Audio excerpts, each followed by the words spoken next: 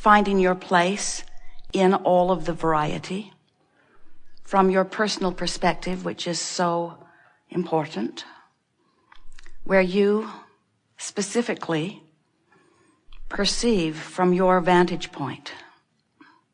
Your vantage point, the vantage point that you were born to be.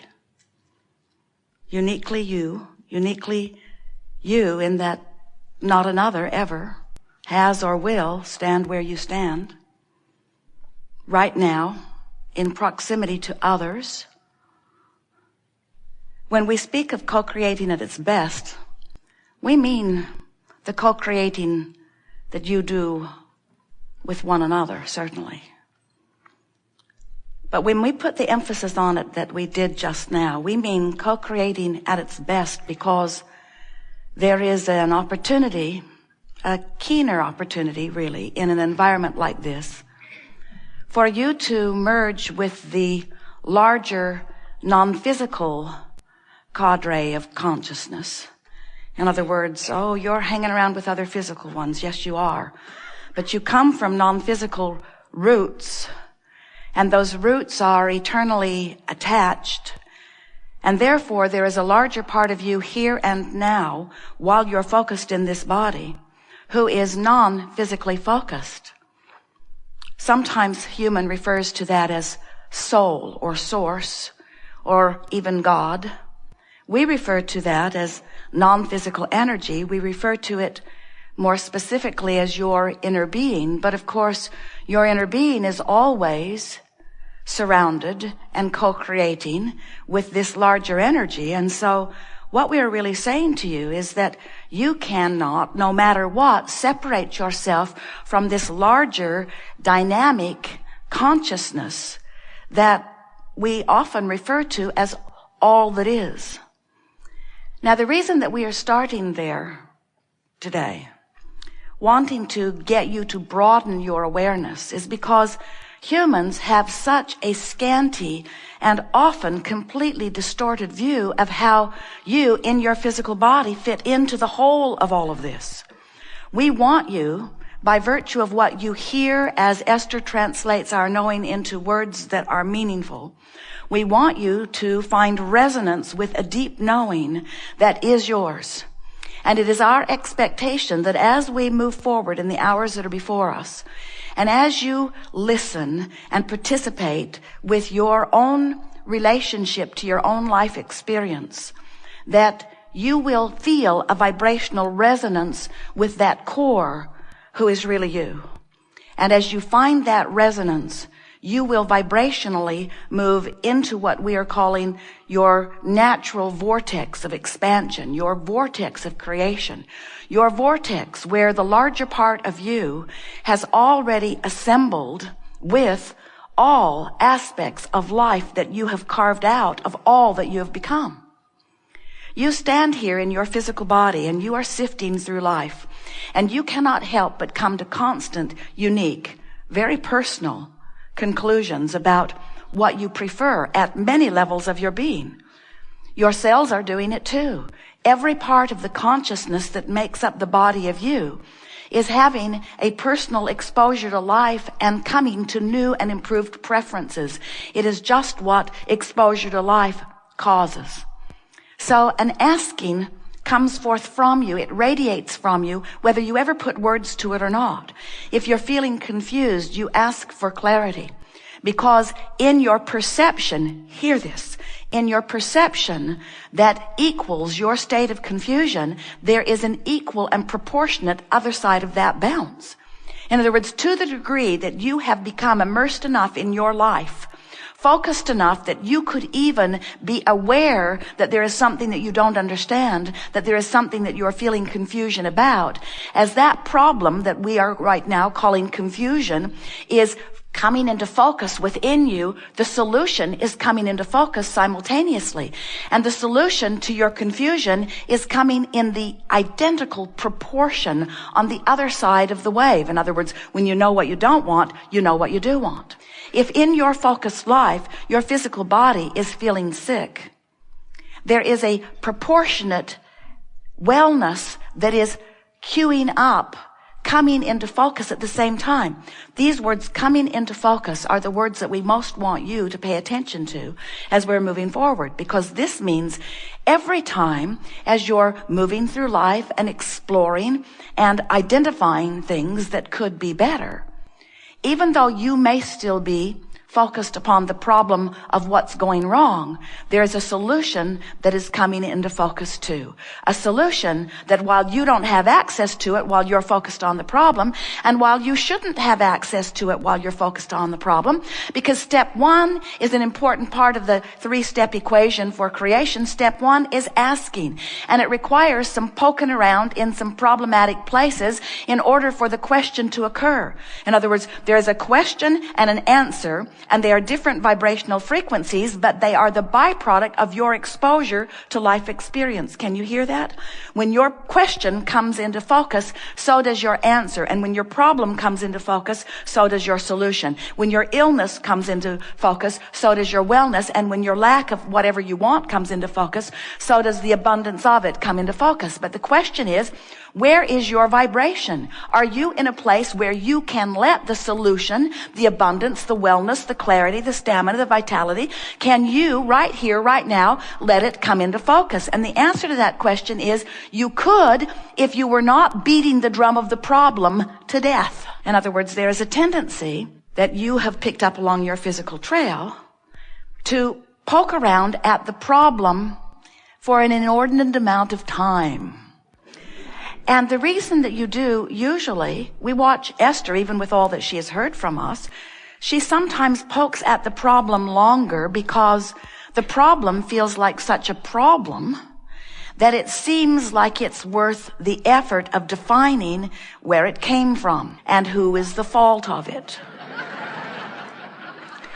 And if she pokes long enough, she can sometimes even come into a somewhat satisfying while problematic point of view of justifying why the problem even exists. And what we would like you to realize is that all of that is fine. And you really can do no wrong, because poking at the problem is poking at a solution. The question we just want to put to you is, you have to make a decision when it is no longer of value to you to grow the problem and the solution. We'll state that better. You have to decide, has the solution gotten big enough for me now because of my attention to the problem that I'm ready to attempt to orient myself in the direction of the solution?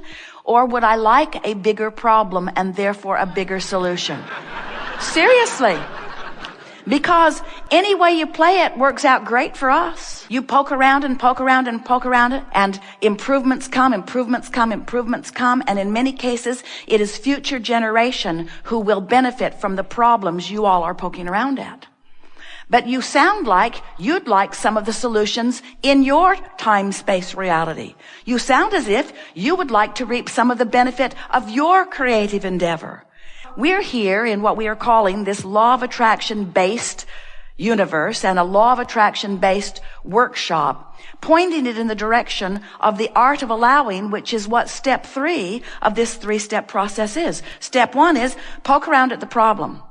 And step 2 is the solution is born. Source is right there, shining a light on it and holding it steady for you. Step 3 is you got to become a vibrational match to the solution if you are to live it in the way that we know you want to. For you, most of you, out here on this leading edge, this fantastic leading edge of creation, you like manifestations. You're hooked on seeing stuff and smelling stuff and hearing stuff and tasting it and feeling it. You like this tactile, leading edge, creative environment that we are all a part of, that you are fantastically immersed in. You like this manifestation stuff. And while you didn't come necessarily for the manifestation, it is necessary to be involved in this leading edge manifesting world in order to really, really, really keep up to speed with who life has caused you to become. But we want to wrap this whole picture together in a way that you will finally get it, that you have come forth not to fix a broken world, but to be a catalyst for its never-ending eternal expansion. And then we say, but you don't need to be focused upon the expansion, because the expansion is going to be a byproduct of your exposure to life. So then you might ask, we like it when you do, well, if I've come forth with great purpose, and my great purpose is not expansion, because expansion's going to come whether I know that it's coming or not, I'm just going to blunder into expansion because contrast is just going to suck expansion through me, then tell me again, why am I important to this mix? And we say, because you wanted the thrill of you getting to focus. You wanted the thrill of you getting to define the details of the expansion. And because you wanted to feel the exhilaration of focusing in a way that the energy that creates worlds flows through you. In other words, you came for the joy of it. You came for the thrill of it. That's what we're all in this eternal experience for. Now, there's some very good news that most humans are not very keenly aware of or focused upon or tuned into. And that is that in every moment that you are experiencing life, you are causing an expansion, and the larger part of you is expanding. In other words, you cannot look for a moment at something unwanted without an equivalent desire emanating from you in a vibrational pattern. And as it emanates from you, the larger part of you, who is vibration, complete vibration, receives the information of request and gives undivided attention then to the prosperity that you are asking for, or to the improved bodily conditions that you ask for.